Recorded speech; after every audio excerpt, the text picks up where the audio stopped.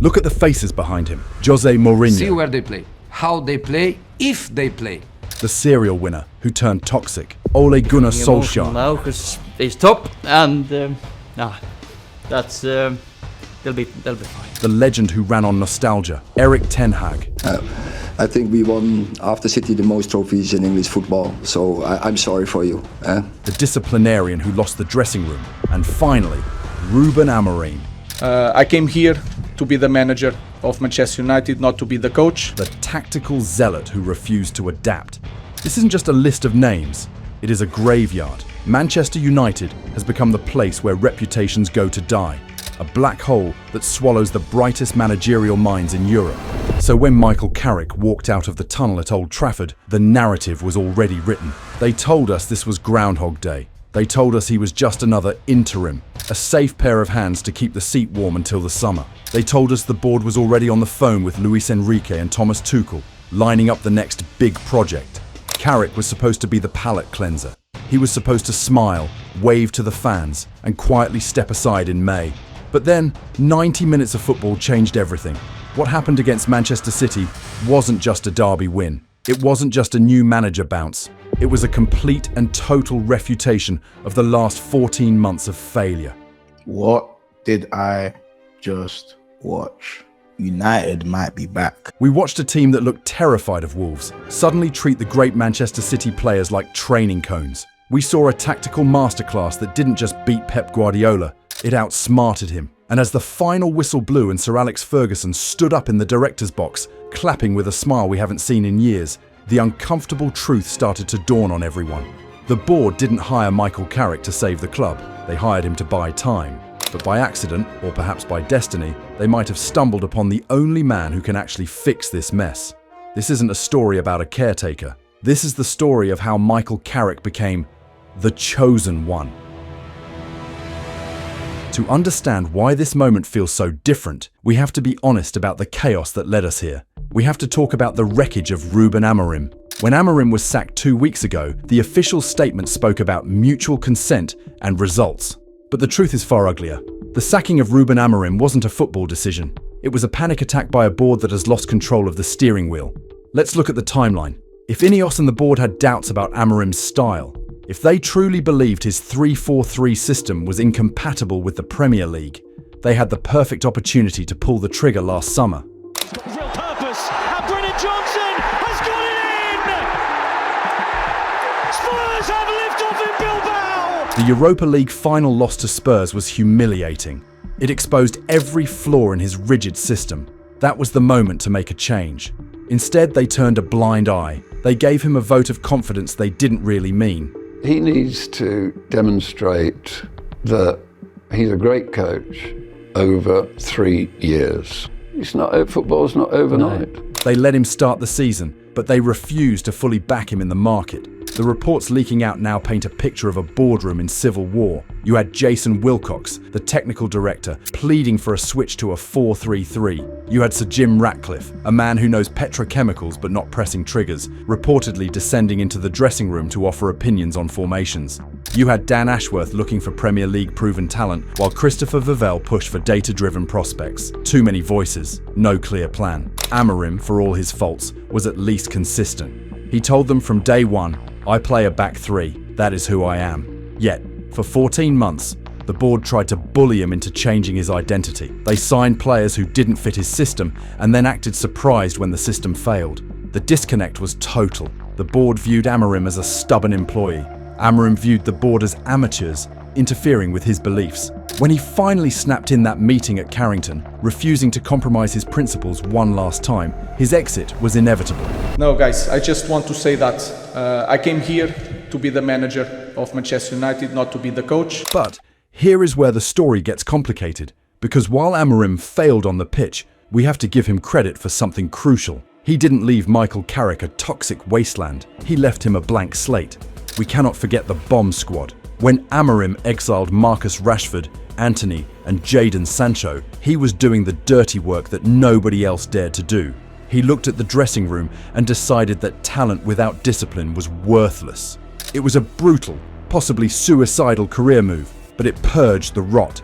The The player power era that destroyed Mourinho and Ole was effectively ended by Amorim's stubbornness. And because of that, Michael Carrick hasn't walked into a dressing room full of leaks and egos. He has walked into a dressing room of serious professionals who have been drilled in discipline but starved of freedom. Think about the players who were alienated under Amorim. Kobbie Mainoo, the jewel of the academy, was treated like an outsider, totally alienated from the first team. Another example was Diallo, who found himself playing as wingback. These players weren't toxic, but they were frustrated. They were Ferraris being driven in a school zone. Amorim built the discipline, but he suffocated the joy. He built a house with strong walls but forgot to put in any windows. This brings us to the Manchester derby. This was supposed to be the execution. Manchester City, the winning machine, against a United team in transition. But what Carrick did was simple, brave, and absolutely devastating. He looked at the squad and realized that the United DNA isn't just a marketing slogan, it is a tactical reality. He brought back the back four. It sounds simple, almost too simple. But hearing Paul Scholes talk about how United never play three at the back reminds us that this club has a specific rhythm. By reverting to a 4-4-2, Carrick instantly liberated the squad. Suddenly, Lisandro Martinez could step up and be aggressive. Suddenly, Diogo Dalot and Patrick Dorgu knew exactly when to invert and when to overlap. The confusion vanished. But the real masterstroke was in the midfield. For 14 months, Kobbie Mainoo looked lost. Under Carrick, he looked like the best midfielder in England. Carrick gave him a specific job: kill Rodri. It wasn't a standard man-marking job, it was intelligent. Mainoo jumped out of the pivot to suffocate City's build-up, knowing that Casemiro was sweeping behind him. It was brave, it was risky, and it worked perfectly. And then there was the build-up. We need to talk about the 3-2-5 structure Carrick deployed in possession. This wasn't vibes football. This was middle Salona brought to the theatre of dreams. By tucking Dalot inside to form a back three and pushing Patrick Dorgu high on the left wing, Carrick created an overload that City couldn't solve. He targeted Max Allain, City's young centre-back, pressing him relentlessly and forcing errors. The first goal was the epitome of this new era. It didn't come from a hopeful long ball. It came from Bruno Fernandes pausing on the ball. He didn't rush. He waited. He shifted the defender 2 yards to the right, opening a passing lane that didn't exist a second before, and released Mbomo. It was a moment of technical arrogance that we haven't seen at Old Trafford in years.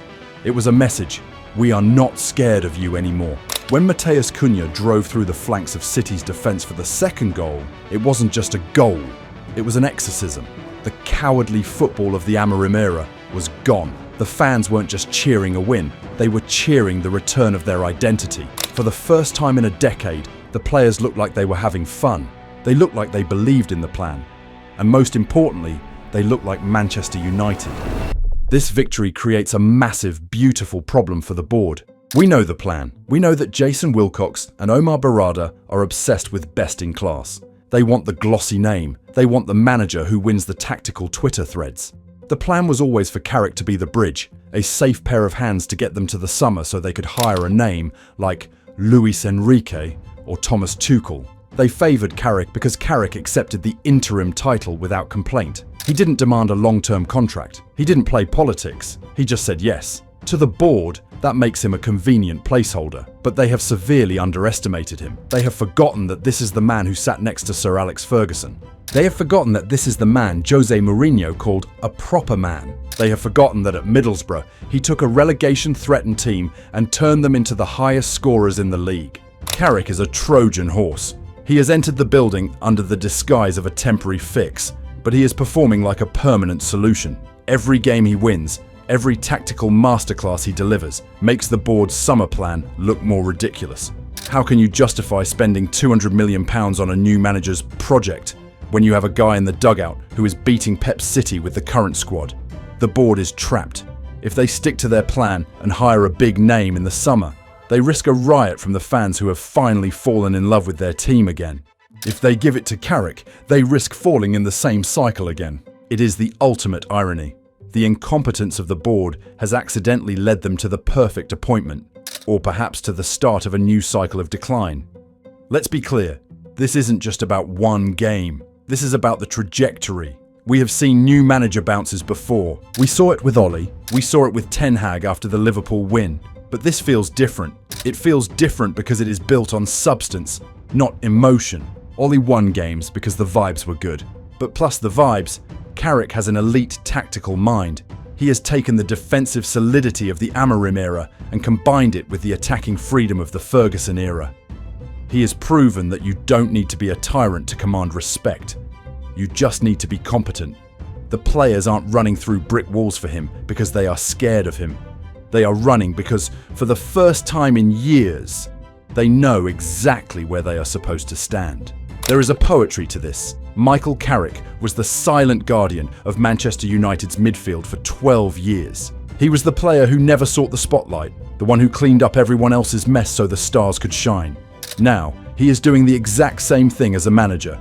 He has walked into a burning building, calm and composed, and started putting out the fires while the executives argue about which hose to use. The graveyard of managers looms large behind him. The pressure of this job eats people alive. It turned Mourinho paranoid. It turned Ten Hag bitter. It turned Amorim stubborn. But Carrick? He looks like he was born for this. He looks like the only man who understands that the weight of the Manchester United badge isn't a burden, it's a privilege. So, to the board at Ineos, tear up the shortlist, cancel the Zoom calls with Tuchel, stop obsessing over the next big thing. You don't need to look for a saviour in Spain or Germany. The saviour is already here. He is wearing a coat, standing on the touchline in the rain, watching his team dismantle the best in the world. Michael Carrick isn't just an interim. He isn't just a placeholder. He is the bridge between the glory of the past and the potential of the future. He is the silent architect who has finally been given the keys. Michael Carrick is the chosen one. I know how good all that sounds, United fans, but I'm sorry. I've not been telling the entire truth. It's not that simple. The question now isn't whether Carrick is good enough. We can see the potential, and we can see the tactical evolution. The question is whether he can survive the environment. This remains the toughest job in world football. Remember, even the great Carlo Ancelotti jokingly turned down the chance to sit in that dugout, simply stating it was too much pressure. If the weight of this club is too heavy for Don Carlo, it can crush anyone. The Manchester United problem has rarely been about the manager. It has always been about a dysfunctional board. We can blame Ten Hag, we can blame Amorim, but until the hierarchy stops fighting itself, until the leaks stop and the strategy aligns, no manager will truly succeed. Carrick has restored the feeling. Yes, he has brought the simple, beautiful truth back to Old Trafford. Play the best players and let them attack. But unless the structure above him is fixed, this restoration will be temporary. Carrick might be the right man, but he needs the right club behind him. Without that, history is destined to repeat itself.